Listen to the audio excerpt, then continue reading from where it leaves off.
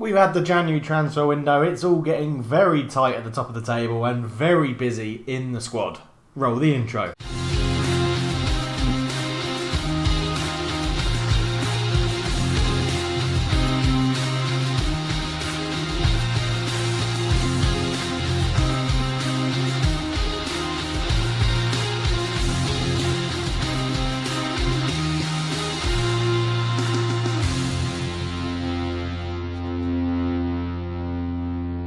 Hello and welcome back to the European Journeyman Save. I am Cultured Left Foot and it's a pleasure to have you with me. And we start off by looking at one of the Patreons. So Derek Murphy, here you are. You really like Juventus. You were there for 2 years and you played two senior appearances for them. Not doing overly well, I will admit. But yeah, you just appear to absolutely love everybody, really, and it's really interesting. I was actually wanting to show you. I've just clicked off your player. What I actually wanted to look at is in the one negative. Your one negative is that you're struggling to connect with Brett. So if you two could just, get together, have a beer, maybe not a beer. You're professional footballers. Have a smoothie of some description. Chat it out, see what it's about. I mean, Brett is incredible. Like, literally, your stats are ridiculous. You're still listed as a wonder kid. Leverkusen. I just wish... might have to go back. Just to keep you, Brett, and use you, because your stats are incredible. We've got some news. So we've signed some players. You may have just seen them there in the screen. However, since we were last together, we lost to Udinese in the Cup, which was massively rubbish. Then we beat Torino 3-1, which was very, very good indeed. Mitrovic getting their goal. Still going, Alexander Mitrovic at the age of 32. And we scored with Patanga and Markovic getting a brace. Then lost 3-1 to Lazio. And the transfer window was ending. On the 30th of January, we lost to Lazio 3-1. Nani Di Matta coming back to haunt me. I sold him when I was at Leverkusen, and he's invariably doing quite well with Lazio at the moment. Callum Bacon got our goal. Other than that, it wasn't very good, and I then went out and basically we bought in a new goalkeeper and a new centre-back, and we won 4-0, 1-0, 4-2, 4-1. So I'm not blaming all of this on Mavogo, but I really am, and I have done for previous episodes. So yeah, Mavogo is out, and we have bought in Kamil Graba, who we bought from Newcastle. I'm pretty sure I showed him to you last episode. We paid a whopping 32 million for him, but I think it's going to be worth it because he's very good. He's younger than Mavogo, and the results have already picked up. And alongside him, we also bought in Davison Sanchez, 30 years old. We bought him in from Tottenham, an elite centre-back, so very, very good. Already proving to be brilliant for us here at Napoli. 3 appearances, 1 assist, 7.6 average rating. So we spent £62 million bringing in 2 players, but I do think it has made a massive difference. So 32 million for goalkeeper Grabara and 30 million for centre-back Sanchez from Spurs. Wasn't getting any game time. Obviously, most of that is offset by the fact that we sold Ciro Moretti to AC Milan for 50 million. Obviously, he's not doing very well, actually. I thought he had more goals than that. He was really well in the goals for us last season, 17 and 33. At the moment, scoring 5 and 22. You'd probably expect more from a £50 million man. But yeah, it's all going okay. Dynamics-wise, we haven't looked for a little while, so we'll have a quick refresh. It's going to be a 1-game episode today. We're playing CAEN in the second leg of the Europa League knockout game we've got. So obviously I'm up the top. There's quite a lot of support for me at the moment, which is really good. Then we have team leaders of Hendricks, Zielinski and Mavogo. Mavogo will be probably leaving the club at the end of the season. And Bacano, Madragora, Orsolini and Zecchini are highly influential players. And then we have the likes of Ojkan, who's leaving at the end of the season, Markovic, only coming on loan, and Sanchez, who's only recently just come in, already in the influential players. And then the other players are all down here, who are people that have got to settle. You'll notice there's a few new names as well. We've called up a few more people from the youth system who aren't necessarily the best, but they do have some decent stats if we just sort by age. So Daniel Spada, I just wanted to give a little a go every now and then if we need a striker or if we've got a couple of goals ahead or something like that, then he'll be getting a run out. Marco Maddalena as a winger, another option if we want to change things up. Just to get him a run out. Thomas Guadagnato is a holding midfielder who I think we've given him one appearance so far. Came on as a last minute sub just to get some run out. And Alessio Palazzo, who looks actually very, very good in terms of stats. We haven't played him yet. He went on loan to our feeder club Stormsgudset and played 10 times for them, getting 3 goals, which is pretty good. But obviously it's a bit of a different step from Norwegian Premier League to Serie A. So yeah, I mean, potential-wise, doesn't look to be brilliant, but his stats suggest he's going to be quite good, I feel, which is useful. It's very good to have those sort of players. But we are today playing, as I said, CAEN from the French League. We beat them 4-2 in the first knockout round, and we're actually 4-0 up, and then made some changes. So Jean Hedrick came on, and Bacana came on, and Ganato came on for his debut. And then they scored 2 goals. So much like Dr. Benji, I've learned not to really change anything because that's when it could all go wrong. But we are away in France. CAEN, not really very good. They're not the best. He looks okay, but then again, it's a lot of actual 13 to 15, 12 to 15. He's very brave, to be fair to him. But other than that, not much going on at all. That was Norbert Cardoso. Their captain, Franco Antonucci. He'll be a name that probably quite a lot of people will know. Actually, we probably came up against him at Panathinaikos when we were at Olympiakos, but again, they're not doing very much. They're 14th in Ligue 1, so really, really struggling with the match of league football and Europa League football. So it's interesting. We'll have to see what happens, but I'm expecting us to win. I'm expecting us to do well. We're going to go out there with a strong team in the 4-4-2. Gabriel Barbosa, who we bought in, is on fire playing up front. He has been very, very good, getting 2 goals in 2 appearances playing up front, so he keeps his position. He is keeping out Markovic and the team, who did pick up a knock anyway. These guys can't play because we're only allowed 7 subs in the Europa League, so we'll just go through the team and let you know. So it'll be Grabara in goal, Bioko starting at right back, Sanchez, Evangelisti and Schaefer are the back 4, Orsolini on the right, who will get on to him in a minute.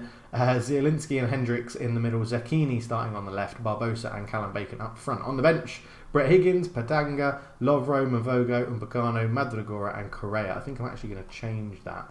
I can't. I was going to put Derek Murphy on the bench, but I can't because he's unregistered for the competition, which is a little bit annoying. I may just take off, because we've got Lovro, I'm going to take off Mbacano and put Janjevic on the bench there. So talking about Orsolini, I don't want to say we're a one-man club, because we're definitely not. But top goal scorer, Orsolini, 16 goals. Highest average rating, Orsolini, 7.58. Most assists, Orsolini, 9 assists.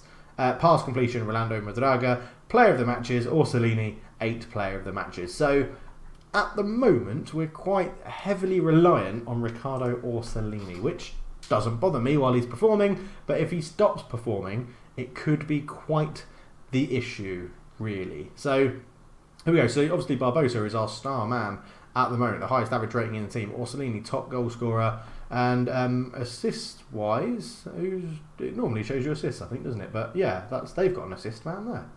But anyway, so we're playing the 4-4-2. They're playing the 4-2-3-1. Let's see how it goes. They've got quite a lot of people that look quite similar. I am thinking of using What the Forks Gaming. She made a regen pack. She's very good. Go and check her out if you haven't seen her channel yet.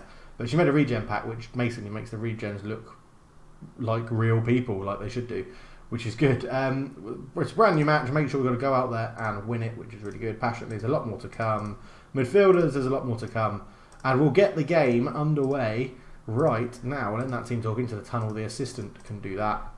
So here we go, getting it underway. We are in the yellow kit. They are in the dark blue with white numbers. We're in yellow kit with blue numbers. So it's a lovely kit. Apart from the blue numbers, it's quite hard to actually see them on there. But 5 minutes in, nothing to report. We'll be back with a highlight. There's one right now. Grabara with a goal kick or a free kick. Long to Barbosa. Heads it down. Orsolini up to Barbosa. Barbosa has a run of Orsolini ahead of him, but he finds Bacon. Bacon back to Hendricks. And this is where we do really well. We keep the ball and move the defence. Bacon. Ball across. Barbosa's there, and he keeps up that goal-scoring run as the striker. He has been, I think the 3 signings in the January transfer window have been unbelievably good for us. Davies and Sanchez at the back has just improved us no end.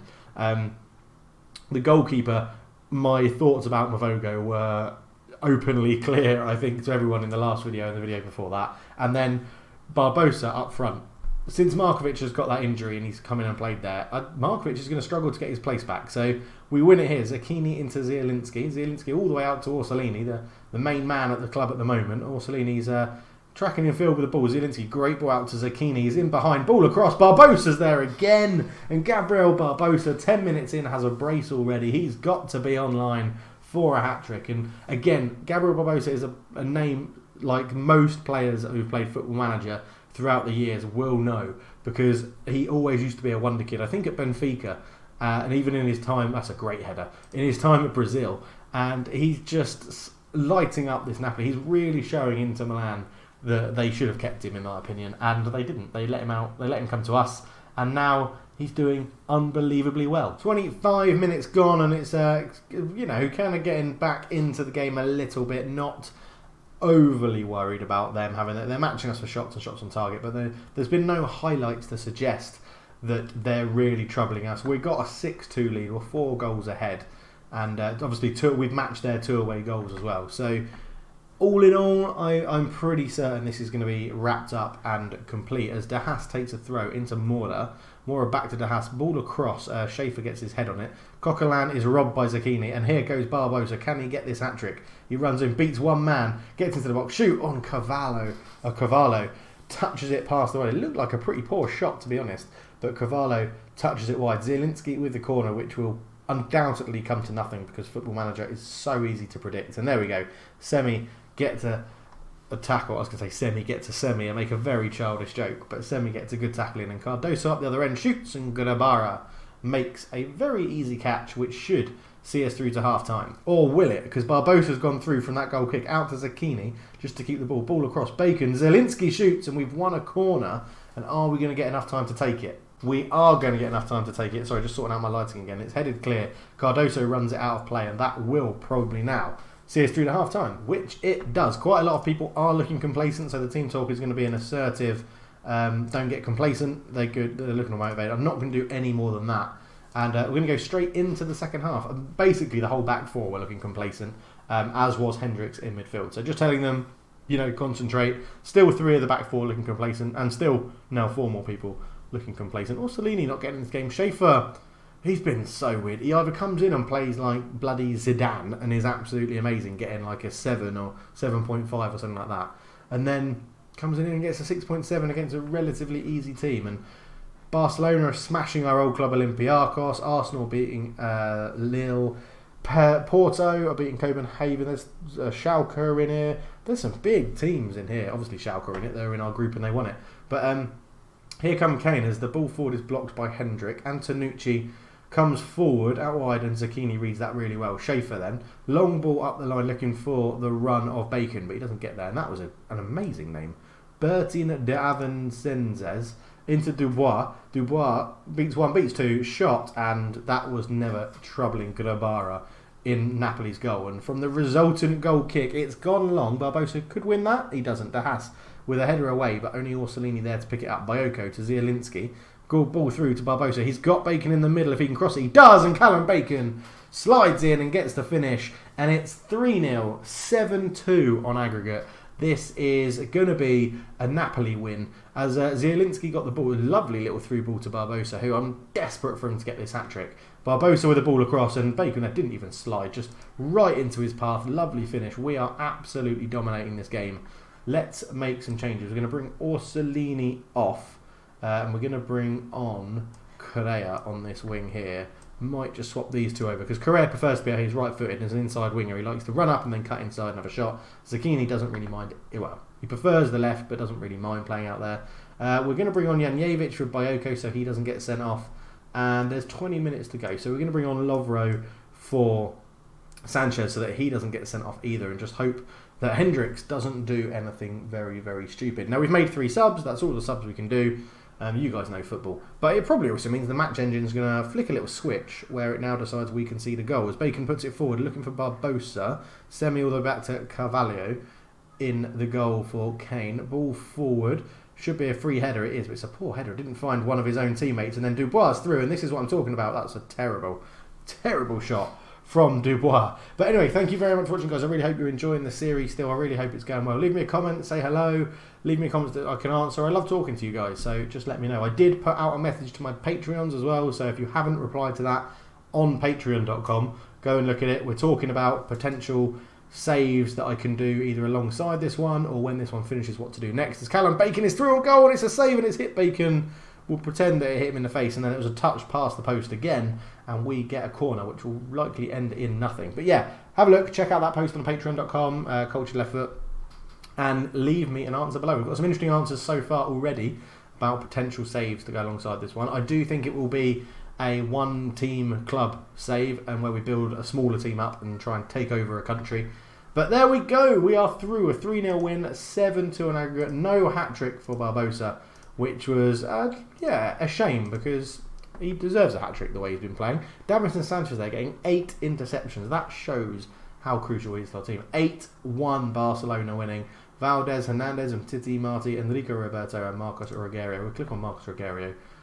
Wow, let's avoid Barcelona till the final. That's pretty much my plan. As we go in, yeah, we win. Yeah, because the 3 away goals really didn't make a difference to the game. I hate that headline. We win the first knockout round, we get a bit of money for it. The press conference can be done by the assistant.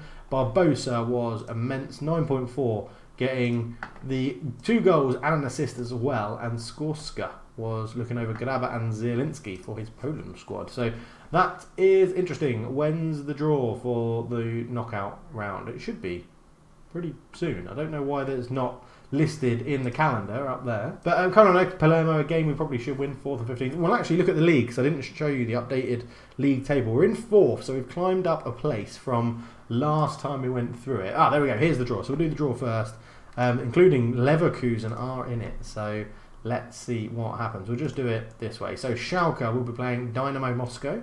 Red Bull Leipzig will be playing Villarreal. Spartak Moscow, I'll take Spartak Moscow, are playing Leicester. Hamburg are playing Leverkusen, and an all-German tie, very interesting. Sporting are playing Celta Vigo. Barcelona are playing Valencia in all Spanish. So we have Atalanta, Porto or Arsenal. Obviously I'd try and avoid Arsenal, and we get Atalanta because there's the delay. So an all-Italian tie, very happy with that. I think we should really be going through against Atalanta. They are currently 8th in Serie A, so not the best of seasons for Atalanta, but we'll see how it's going. If we look at the league over on the left-hand side, Inter Milan top it on 59, Juventus on 56, AC Milan on 50, then us on 49, Lazio 45, Fiorentina 45, and Roma 45. So we're still in there. We're still in the chasing pack. 7 points behind second, and 10 points behind Inter Milan. So reeling Inter Milan in might be a step too far, but you never ever know what can happen in Football Manager, and we are playing very well at the moment. So we're going to leave the video there. Thank you so much for watching, guys. If you've enjoyed it, leave a like, and for now, I'm out. Cheers.